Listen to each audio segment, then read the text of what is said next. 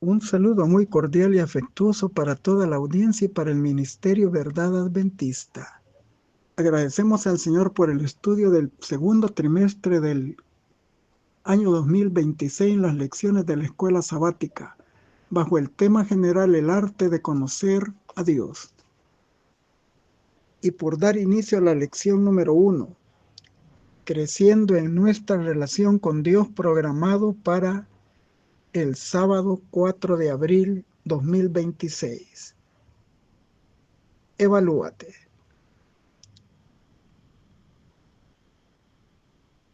Como el Padre me amó, también yo los he amado. Juan 15:9. La lección invita a evaluar con sinceridad cómo está nuestra relación con Dios. Si es sólida, vibrante y fructífera por el altar de la oración y el estudio de la Biblia para conocer y hacer la voluntad de Dios y cumplir así sus propósitos.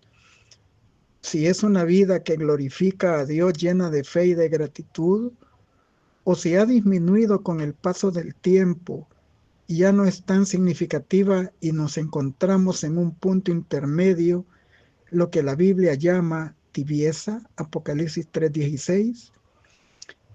El título de la lección, Evalúate, también nos invita, después de esta valoración de conciencia, a dar firmes pasos hacia la restauración espiritual. Durante la semana nos enfocaremos en el diagnóstico de Cristo como testigo fiel y verdadero a la iglesia de la Odisea y lo aplicaremos a la experiencia individual como miembros de la iglesia de Dios del tiempo del fin. Y con digna preocupación debemos considerar el tiempo que dedicamos cada día a la comunión privada con Cristo y cuál es el nivel del impacto que produce esta en nuestro testimonio público. El diagnóstico de Cristo no da lugar a términos medios. La vida espiritual fructífera requiere de una conexión salvífica con Cristo, una vida de profundo y sincero arrepentimiento y de comunión con el Creador y Redentor. En nuestro estudio consideraremos dos temas importantes. Uno, el mensaje de la Odisea, el diagnóstico del testigo fiel y verdadero. Y dos, la solución y resultados, finalizando con las aplicaciones pertinentes. Comencemos con el mensaje de la Odisea, el diagnóstico del testigo fiel y verdadero. Estas cosas dice el Amén, el testigo fiel y verdadero, el principio de la creación de Dios. Yo conozco tus obras, que ni eres frío ni caliente. Quisiera que fueses frío o caliente, mas porque eres tibio y no frío ni caliente, te vomitaré de mi boca. Apocalipsis 3:14 al 17. El diagnóstico revela que la percepción propia difiere muchísimo de la realidad que ve Dios, y el diagnóstico de Jesús lo confirma. Él es el arjé, Él es el testigo fiel y verdadero, Él es el origen de la creación de Dios, es decir, el creador. Y Él es el que se dirige con veracidad a la iglesia de la Odisea. Apocalipsis 3:14 al 22. La introducción de Cristo en el mensaje de las 7 iglesias es la misma, pero se vuelve más contundente para la iglesia del tiempo del fin. Al decirnos, yo conozco tus obras, Jesús nos conoce y altera nuestra falsa seguridad de creernos de que no necesitamos nada al revelarnos que a su vista no somos ni fríos ni calientes, sino tibios, y que Dios está a punto de vomitarnos de su boca, porque nuestra condición le produce náuseas.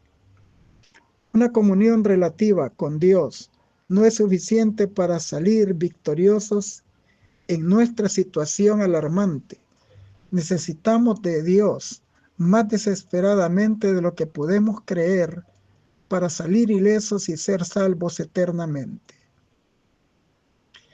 Amar a Jesús y vivir para Él de todo corazón, o no hacerlo en absoluto, sería mejor desde la perspectiva divina que ser tibios. La tibia condición espiritual de la iglesia de la Odisea es más peligrosa que si hubiera estado fría. El cristianismo tibio retiene la forma y hasta el contenido del evangelio en cantidad suficiente para adormecer las facultades de percepción del espíritu. Esto hace que los creyentes olviden el esfuerzo diligente que es necesario para hacer alcanzar el alto ideal de una vida victoriosa en Cristo. El típico cristiano laodicense está satisfecho con una rutina espiritual y aún se enorgullece de su poco progreso. Es casi imposible convencerlo de su gran necesidad y de cuán lejos se encuentra de la meta de la perfección. Esta tibieza espiritual es peligrosa, pero Dios aún no nos ha vomitado y nos da tiempo para que tomemos sabias decisiones inmediatas. El testigo fiel nos ofrece gratuitamente sus alternativas. Apocalipsis 3, 18, 19 dice: yo te aconsejo que de mí compres oro refinado en fuego para que seas rico, y vestiduras blancas para que te vistas, y no se descubra la vergüenza de tu desnudez, y unge tus ojos con colirio para que veas. La Biblia en el Antiguo Testamento ocupa la frase venid, comprad sin dinero y sin precio de Isaías 55:1 para ilustrar la oferta de la gracia divina, gratuita e inmerecida. En algunos casos la ilustración implica también hacer un trueque, es decir, un intercambio. Nos pide que le entreguemos nuestra tibieza, nuestra miseria y pobreza y desventuranza, y Él nos enriquecerá verdaderamente con el oro de la fe que obra por amor y purifica el alma, con la justicia imputada e impartida que nos cubre con sus vestiduras blancas Cristo, y la dotación del discernimiento espiritual santificado y refinado para conocerle mejor a Él y distinguir la verdad del error y conocer su voluntad y sus propósitos para nuestras vidas, y ver así también nuestra condición de necesidad espiritual, como el colirio actúa en los ojos de los ciegos, para que comprendamos que una relación permanente con Él cambiará absolutamente nuestras vidas. Gálatas 5:6, Santiago 2:5, 1 Timoteo 6:18, Apocalipsis 3:17, Gálatas 3:27, Mateo 22:11, Apocalipsis 3:4 y 19:8. Todo lo anterior ilustra la obra del Espíritu Santo. Juan 16 del 8 al 11. Jesús nos ofrece especialmente el Espíritu Santo porque no lo podemos adquirir por nosotros mismos. Solo podemos recibir estos regalos de la gracia por medio de Cristo, y Él los dará si estamos dispuestos a aceptarlos. Yo reprendo y castigo a todos los que amo. Sé pues celoso y arrepiéntete. He aquí yo estoy a la puerta y llamo, y si alguno oye mi voz y abre la puerta, entraré a él y cenaré con él y él conmigo. Apocalipsis 3 del 19 al 20. Las palabras de Cristo indican la necesaria disciplina redentora con el fin de que en situaciones gravosas busquemos la presencia de Dios, y Él nos hace comprender nuestra culpa y nos anima a volver al camino recto y nos guía al arrepentimiento. Él añade: sé pues celoso y arrepiéntete. Celoso viene del griego celoo, Strong 2206, una palabra onomatopéyica que imita el sonido del agua hirviendo, propiamente rebosar como resultado de volverse tan caliente o hirviendo. Figuradamente se traduce arder con celo. Así se presenta la única condición aceptable para la iglesia de la Odisea, para quien no la han alcanzado aún. Apocalipsis 3:15. Invita a los laodicenses a que disfruten el calor del entusiasmo que propicia el verdadero arrepentimiento y la consagración y la entrega a Cristo. De esta manera, Jesús quiere entablar una relación mucho más profunda y sólida con nosotros. En Apocalipsis 3:20 dice, Jesús usa una imagen hermosa y extraordinaria. Él hace un llamado a la puerta y nos pide que le abramos, y nosotros tenemos la llave para hacerlo. Cristo aguarda para entrar en la puerta del alma. Cristo llama a la puerta de las emociones por medio de su amor, su palabra y sus providencias. Cristo llama a la puerta de la mente por medio de su sabiduría. Cristo llama a la puerta de la conciencia por medio de su autoridad. Cristo llama a la puerta de la esperanza humana por medio de sus infalibles promesas. Y además de lo anterior, Jesús quiere sentarse a comer con nosotros. Quiere que asumamos un compromiso y un diálogo en torno a una buena comida que ilustra la relación estrecha y duradera que Jesús nos invita a tener con Él. Jesús no irrumpe en nuestra vida por la fuerza, ni impone su tiempo, ni impone su presencia en nuestro tiempo. Y Él está esperando para entrar en nuestras vidas si atendemos su llamado, y nos gozaremos con Él en su reino. Apocalipsis 4, 9 al 11. Apocalipsis 5, del 11 al 14.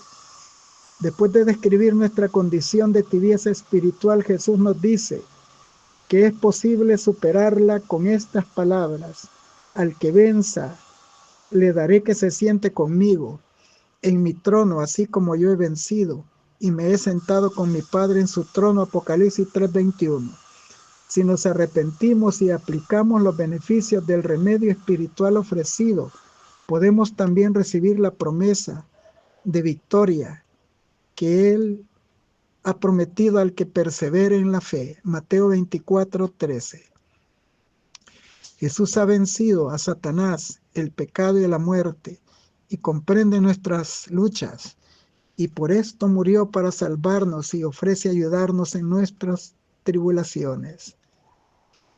Muchos personajes bíblicos respondieron a la invitación divina de tener una relación de pacto con Él. La victoria de ellos fue resultado de la victoria de Cristo obrando en sus vidas, ya que Dios, sea que caminara con Enoc físicamente o no, o con Noé o con Abraham, o que solo hablara con ellos, Él siempre ha deseado estar cerca de la humanidad, independientemente de cómo es nuestra relación actual con Dios. Él anhela estar cerca de nosotros y nos dice: hace mucho tiempo se me apareció el Señor y dijo, con amor eterno te he amado, por eso te atraje con mi bondad. Jeremías 31:3. Dios busca al pecador en su terreno doloroso, le muestra su abundante misericordia. Y si la pobreza espiritual de los laodicenses fuese irremediable, el testigo verdadero no se les ofrecería sus dones gratuitos y no le ofrecería acompañarle en su victoria. Apocalipsis 3, del 17 al 21. Es evidente que habrá vencedores en la Odisea, y a estos vencedores es aquellos a quienes se les da la promesa de sentarse con Cristo en su trono. Por tanto, reaccionemos correctamente ante su amor, no tardemos en reconciliarnos con Dios mientras está disponible el tiempo de la gracia. Continuamos con la solución y los resultados. Jesús dijo: yo soy la vid verdadera y mi Padre es el labrador. Todo pámpano que en mí no lleva fruto lo quitará, y todo aquel que lleva fruto lo limpiará para que lleve más fruto. Ya vosotros estáis limpios por la palabra que os he hablado. Permaneced en mí y yo en vosotros. Como el pámpano no puede llevar fruto por sí mismo si no permanece en la vid, así tampoco vosotros si no permanecéis en mí. Yo soy la vid y vosotros los pámpanos. El que permanece en mí y yo en él, lleva mucho fruto, porque separados de mí nada podéis hacer. El que en mí no permanece será echado fuera como pámpano y se secará, y los recogen y los echan al fuego y arden. Si permaneciereis en mí y mis palabras permanecen en vosotros, pedid todo lo que os querráis y os será hecho. En esto he glorificado mi Padre, en que llevéis fruto, mucho fruto, y seáis así mis discípulos. Como el Padre me ha amado, así también yo os he amado. Permaneced en mi amor. Si guardareis mis mandamientos, permaneceréis en mi amor, así como yo he guardado los mandamientos de mi Padre y permanezco en su amor. Estas cosas os he hablado para que en mí mi gozo esté en vosotros y vuestro gozo sea cumplido. Estas palabras forman parte del discurso de despedida de Jesús, conocido también como el discurso del aposento alto o de la última cena, que se encuentra principalmente en los capítulos 13 al 17 del Evangelio de Juan. Ahí Jesús dio las instrucciones finales a sus discípulos y les dio sus promesas como la venida del Espíritu Santo, y ofreció su oración sacerdotal antes de su arresto y crucifixión.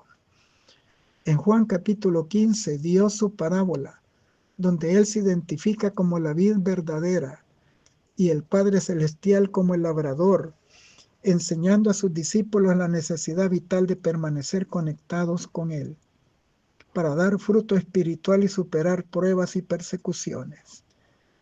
En el párrafo se repite 10 veces la palabra permanecer para ilustrar cómo es una relación estrecha con Dios y cómo vivir en conexión con Él, porque es indispensable para la vida espiritual y para la producción de frutos.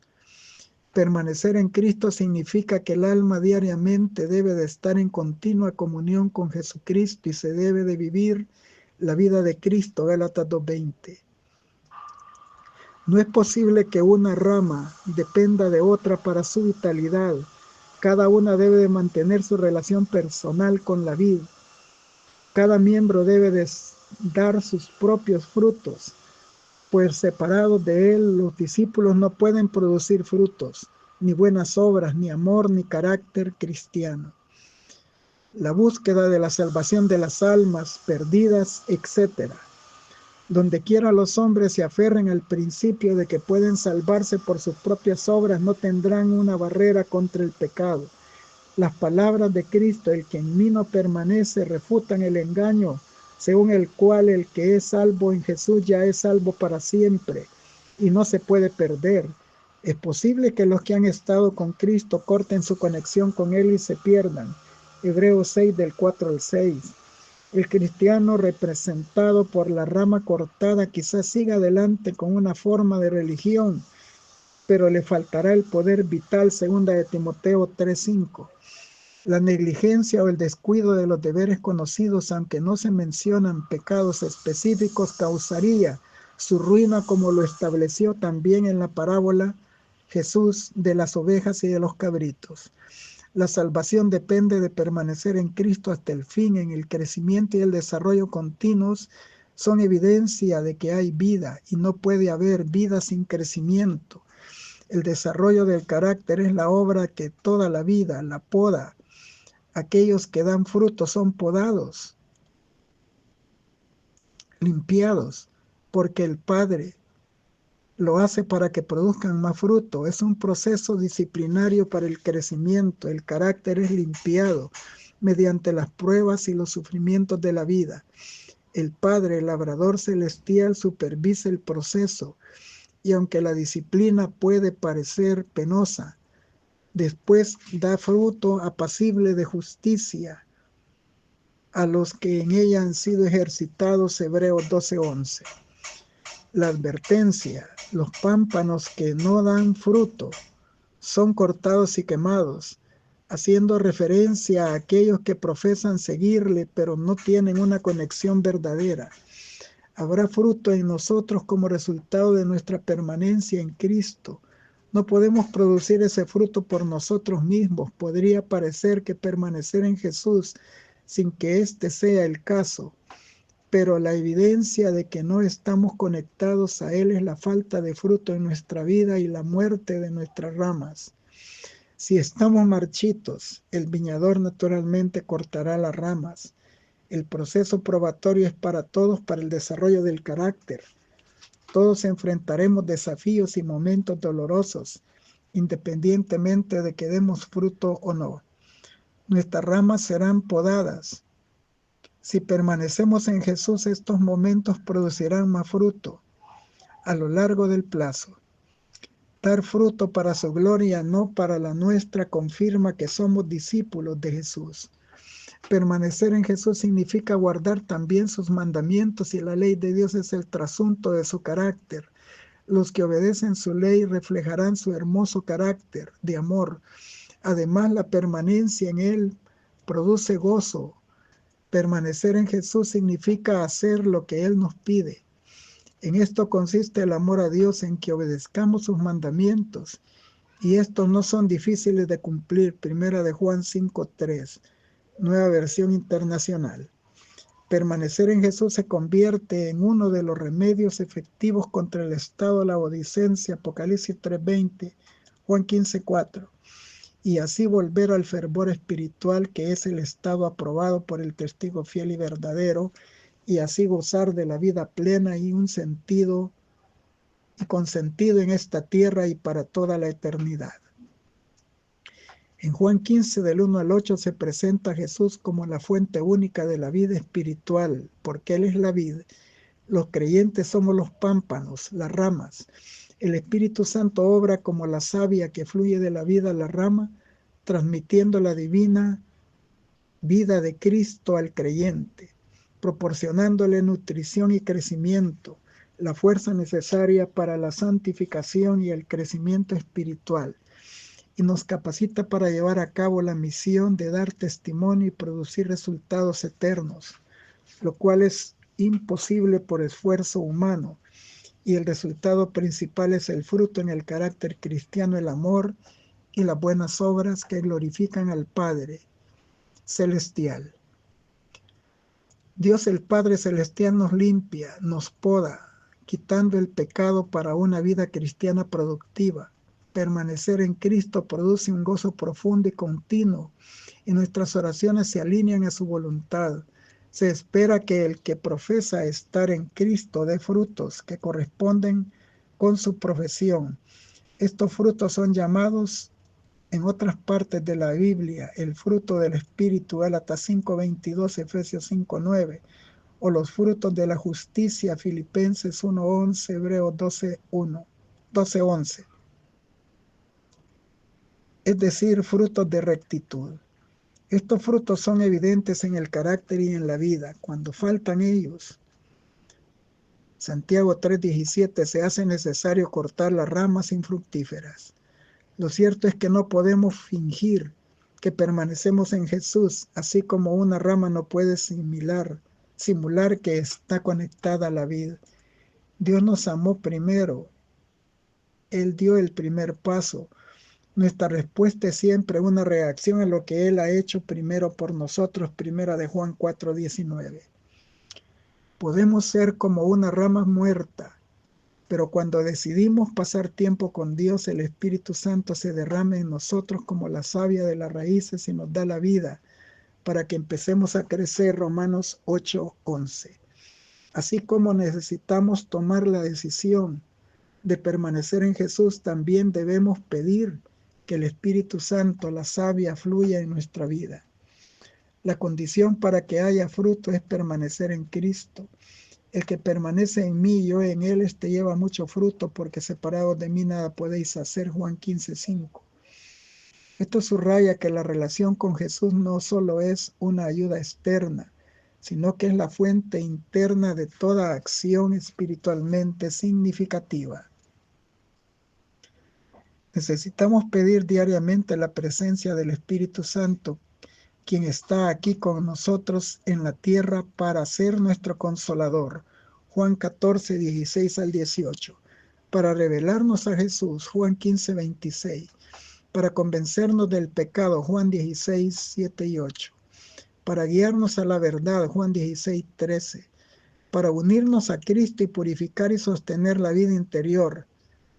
Juan 15:3, para renovar nuestra mente, Romanos 12:2, y producir el fruto del Espíritu, Gálatas 5:22, 23.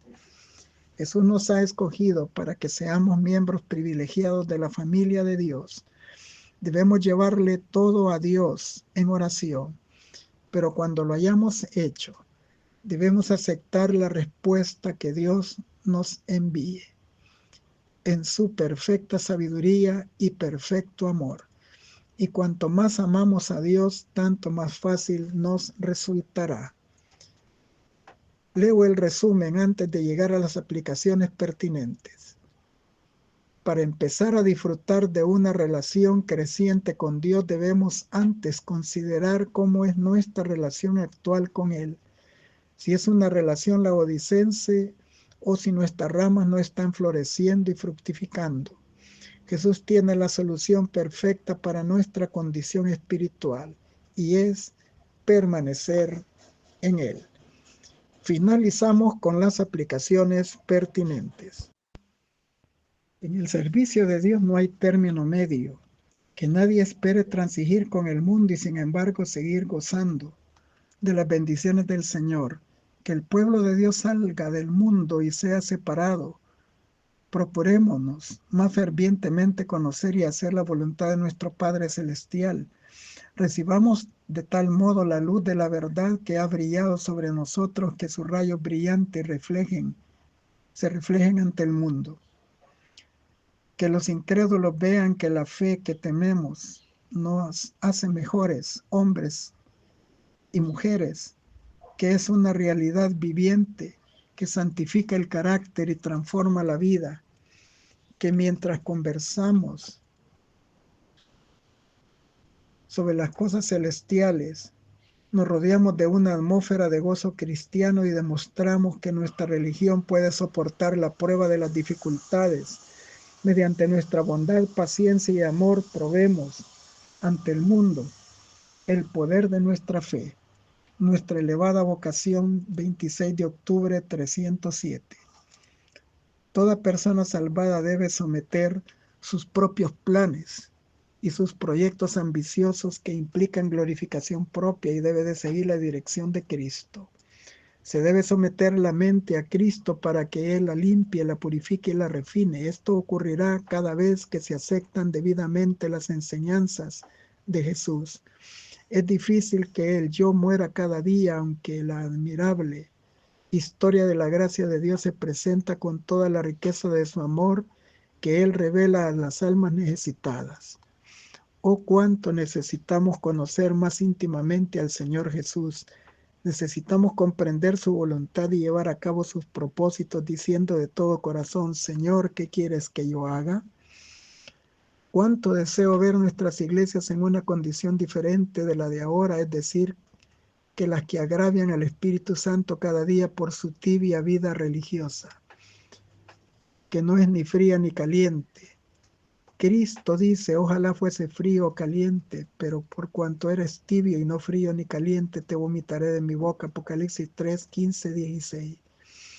Oh, cuánto sería honrado y glorificado Cristo ante los hombres y mujeres y religiosos y mundanos si sus seguidores fueran lo que pretenden ser, es a saber, verdaderos cristianos a quienes el amor de Cristo los constriña a darlo a conocer ante un mundo idólatra, poniendo de manifiesto el marcado contraste que existe entre los que sirven a Dios y los que no le sirven. Tenemos que hablar a otros del amor de Cristo. Para hacerlo debemos saber por experiencia lo que significa tener ese amor en el corazón. Cada día con Dios, 25 de febrero, página 62. Se cumplen tan ciertamente el propósito de Satanás cuando los hombres se adelantan a Cristo y hacen la obra que Él nunca les ha confiado, como cuando permanecen en el estado laodicense tibio, sintiéndose ricos y enriquecidos y sin necesidad de nada. Las dos clases son igualmente piedras de tropiezo. Mensajes selectos, tomo 1, 212. Algunos miembros de la Iglesia tienen orgullo, suficiencia propia, incredulidad arraigada y manifiestan resistencia a abandonar sus ideas, aunque se amontonan las evidencias de que indican que el mensaje de la Odisea se aplica a ellos. Pero esto no eliminará la iglesia. Dejad que la cizaña y el trigo crezcan juntos hasta la cosecha, cuando los ángeles llevarán a cabo la obra de la separación. Mensajes Selectos, tomo 2, página 78. El sello del Dios viviente solo será colocado sobre los que sean semejantes a Cristo en carácter. La cera recibe la impresión del sello. Así también el alma debe recibir la impresión del Espíritu de Dios y conservar la imagen de Cristo. Muchos no recibirán el sello de Dios porque no guardan sus mandamientos ni dan frutos de justicia. La gran masa de los llamados cristianos sufrieron un amargo desengaño en el día de Dios. No tendrán el sello de Dios en sus frentes. Son tibios e indiferentes e irresolutos y deshonran a Dios mucho más que los incrédulos declarados. Van a tientas en tinieblas cuando podrían haber caminado en la luz meridiana de la palabra de Dios bajo la conducción de aquel que nunca yerra. Aquellos a quienes el Cordero guiará las fuentes de aguas vivas, de cuyos ojos borrará toda lágrima, serán los que ahora reciban el conocimiento y la comprensión que revelan la Biblia, la palabra de Dios. No debemos imitar a ningún ser humano. No hay ningún ser humano suficiente sabio para que sea nuestro modelo. Debemos contemplar al hombre de Cristo Jesús. Él es el completo en la perfección de justicia y santidad. Él es el autor y consumador de nuestra fe. Él es el hombre modelo. Su vida es la medida de la vida que debemos alcanzar. Su carácter es nuestro modelo. Por lo tanto, despejemos nuestra mente de perplejidades y de las dificultades de esta vida y fijémoslas en Él para que contemplándolo podamos ser cambiados a su semejanza. Podamos contemplar a Cristo como un buen propósito. Podemos estar seguros mirándolo porque es omnisciente. Y al contemplarlo y al pensar en Él, Él se formará en nuestro interior la esperanza de gloria. Esforcémonos con todo el poder que Dios nos ha dado para estar entre los 144,000. Solo los que reciban el sello del Dios viviente tendrán el pasaporte para pasar los portales de la santa ciudad. Comentario bíblico adventista, tomo 7, 981, Maranata, el Señor viene, 21 de agosto 248. Si alguna vez hubo un pueblo que necesitó prestar atención al testigo fiel que aconsejó a la iglesia de la Odisea a ser celosa y arrepentirse ante Dios, somos nosotros, quienes hemos recibido verdades estupendas para nuestro tiempo, pero no hemos vivido a la altura de los privilegios y responsabilidades que se nos han confiado. Pedimos mucho, pero no perdemos mucho por no haber vivido a la luz de las verdades solemnes que profesamos creer. Review and Herald, 4 de junio de 1889, recibiréis poder 103. Los cristianos a medias son peores que los infieles, porque sus palabras engañosas y su posición indecisa hacen que muchos se descarríen. El infiel muestra sus colores, el cristiano tibio engaña a las dos partes. No es un buen mundano ni tampoco un buen cristiano. Satanás lo emplea para realizar una obra que nadie puede hacer. El amor a sí mismo excluye el amor a Cristo. Los que viven para sí son colocados bajo el título de la iglesia de la Odisea, la cual es tibia y no es fría ni caliente. El ardor del primer amor se ha transformado en egoísmo. El amor de Cristo que está en el corazón se expresa en las acciones. Si el amor por Cristo es apagado, el amor por aquellos por quienes Cristo ha muerto se ha degenerado. Puede haber una admirable apariencia de celo y ceremonias, pero esta no es la sustancia de su religión llena de yo. Cristo habla de ellos como si causaran náuseas a su gusto. Agradecemos al Señor que mientras que esta clase es tan numerosa todavía queda tiempo para el arrepentimiento. Manuscrito 138 de 1902, Nuestra elevada vocación, 8 de diciembre 350. Cristo conoce las dificultades que prueban a cada alma y dice, permaneced en mí y yo en vosotros, como el pámpano no puede permanecer, no puede llevar fruto por sí mismo si no permanece en la vid, así también vosotros si no permanecéis en mí. Yo soy la vid, vosotros los pámpanos. El que permanece en mí y yo en él, éste lleva mucho fruto, porque separados de mí nada podéis hacer. Juan 15, 4, 5. Nuestro primer deber y el más grande de todos es saber que permanecemos en Cristo. Él debe hacer la obra. Debemos intentar saber qué dice el Señor, sometiendo a nuestras vidas a su gobierno. Cuando el Espíritu de Cristo mora en nosotros, todo cambia. Solo el Salvador puede darnos el descanso y la paz que tanto necesitamos, y en cada invitación que nos hace para buscar al Señor a fin de que lo encontremos, nos está llamando para que moremos en Él. Esta invitación no consiste solamente en que vayamos a Él, sino que permanezcamos en Él. El Espíritu de Dios nos impulsa a acudir. Cuando tenemos este descanso y esa paz, nuestras preocupaciones diarias no nos inducirán a ser ordinarios, toscos y descorteses, sino seguramente más nuestro propio camino. No seguiremos más nuestro propio camino ni nuestra voluntad. Desearemos hacer la voluntad de Dios morando en Cristo como los pámpanos unidos en la vid. Cada día con Dios. 11 de mayo 138.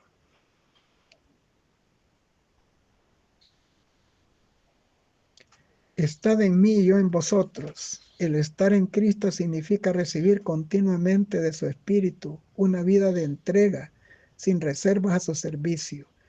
El conducto de comunicación debe mantenerse continuamente abierto entre el hombre y su Dios, como el sarmiento de la vid recibe continuamente la savia de la vid viviente. Así hemos de aferrarnos a Jesús y recibir de Él por la fe, fuerza y perfección de su propio carácter. Deseado de toda la gente, 630. Os digo, hermanos míos, el Señor tiene un cuerpo organizado por medio del cual Él trabaja. Puede haber más de una veintena de Judas. Entre ellos puede haber un Pedro áspero que en circunstancias difíciles niegue a su Señor. Puede haber personas representadas por Juan, a quien Jesús amaba, pero que pueden tener un celo que destruiría la vida de los hombres, pidiendo fuego del cielo sobre ellos para vengar a un insulto inferido a Cristo y a la verdad. Pero el gran maestro trata de dar lecciones de instrucción para corregir estos males existentes. Él está haciendo hoy lo mismo con su iglesia. Está señalando sus peligros. Está presentando delante de ellos el mensaje a la Odisea. Mensajes selectos, tomo 3, página 17. Jesús prometió a sus discípulos el Consolador, el Espíritu Santo, a quien dijo, el Padre enviará en mi nombre. Él os enseñará todas las cosas y os recordará todo cuanto os he dicho. Juan 14, 26. Pero primero es preciso que las enseñanzas de Cristo hayan sido atesoradas en el entendimiento, si queremos que el Espíritu de Dios nos las recuerde en el momento de peligro. En mi corazón he guardado tus dichos para no pecar contra ti. Salmo 119, 11, conflicto de los siglos 585. La palabra de Dios destruye la naturaleza terrenal y natural e imparte nueva vida en Cristo Jesús. El Espíritu Santo viene al alma como consolador. Por el factor transformador de su gracia, la imagen de Dios se reproduce en el discípulo. Viene a ser una nueva criatura. El amor reemplaza al odio y el corazón recibe la semejanza divina. Esto es lo que quiere decir vivir de toda palabra que sale de la boca de Dios. Esto es comer del pan que descendió del cielo, deseado de toda la gente. 355. El Consolador es llamado el Espíritu de verdad. Su obra consiste en definir y mantener la verdad. Primero mora en el corazón como el Espíritu de verdad y así llega a ser el Consolador. Hay consuelo y paz en verdad, pero no se puede hallar verdadera paz ni consuelo en la mentira. Por medio de las falsas teorías y tradiciones es como Satanás obtiene su poder sobre la mente, induciendo a los hombres a adoptar normas falsas, torciendo, por, torciendo el carácter. Por medio de las escrituras el Espíritu Santo habla a la mente y graba la verdad en el corazón y así expone el error y lo expulsa del alma. Por el Espíritu de verdad obrando por la palabra de Dios es como Cristo subyuga a sí mismo a sus escogidos, deseado de todas las gentes. 624. El Espíritu Santo mora en el obrero, consagrado de Dios donde quiera que Él esté. Las palabras habladas a los discípulos son también para nosotros. El Consolador es tanto nuestro como de ellos. El Espíritu provee la fuerza que sostiene en toda emergencia las almas que luchan y batallan en medio del odio del mundo y de la comprensión de sus propios fracasos y errores. En la tristeza y la aflicción, cuando la perspectiva parece oscura y el futuro perturbador, y nos sentimos desamparados y solos, estas son las veces cuando en respuesta a la oración de fe el Espíritu Santo proporciona consuelo al corazón. Hechos de los Apóstoles 42. La promesa del Espíritu Santo no se limita a ninguna edad ni raza. Cristo declaró que la influencia divina de su Espíritu estaría con sus seguidores hasta el fin. Desde el día del Pentecostés hasta hoy, el Consolador ha sido enviado a todos los que se han entregado plenamente al Señor y a su servicio. A todo el que ha aceptado a Cristo como Salvador personal, el Espíritu ha venido como consejero, santificador, guía y testigo. Cuanto más cerca de Dios han andado los creyentes, más clara y poderosamente han testificado del amor de su Redentor y de su gracia salvadora. Hechos de los Apóstoles, página 40.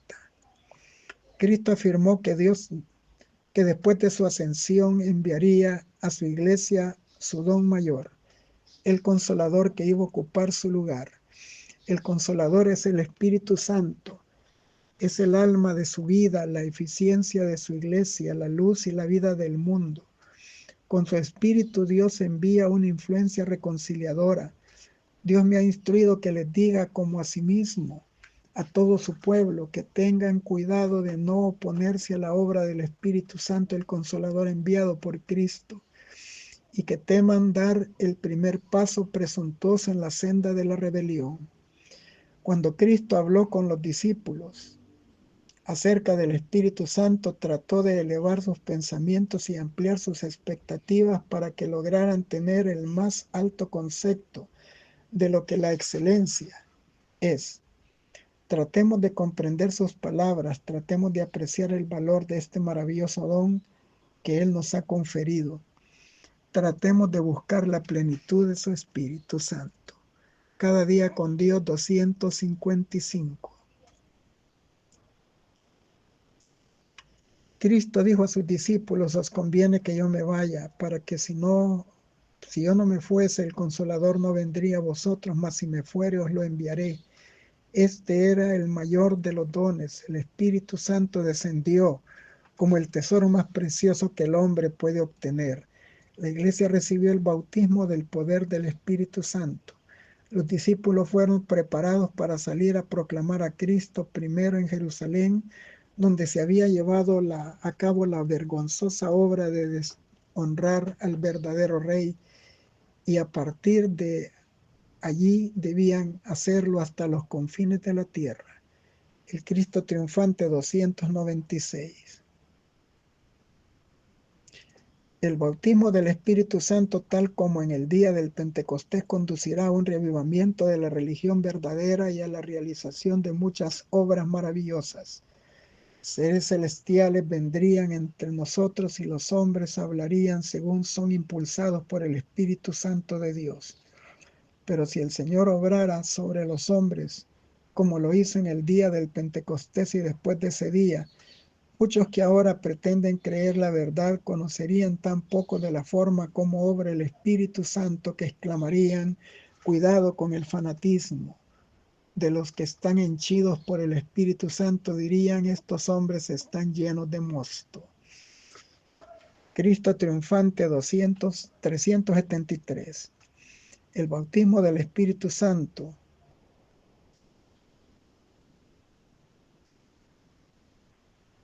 Para ser cristianos vivos debemos tener una conexión vital con Cristo. Cuando los afectos están santificados, nuestras obligaciones para con Dios ocuparán el primer lugar, siendo secundario todo lo demás. Para tener un amor firme y siempre creciente hacia Dios y una percepción clara de su carácter y atributos, debemos mantener los ojos de la fe fijados continuamente en Cristo. Cristo es la vida del alma. Debemos estar en Él y Él en nosotros, o de otra manera somos pámpanos secos. Review and Herald del 30 de mayo de 1882, Ser semejantes a Jesús, página 35. Les deseo un feliz sábado en la bendita y gloriosa presencia del Señor.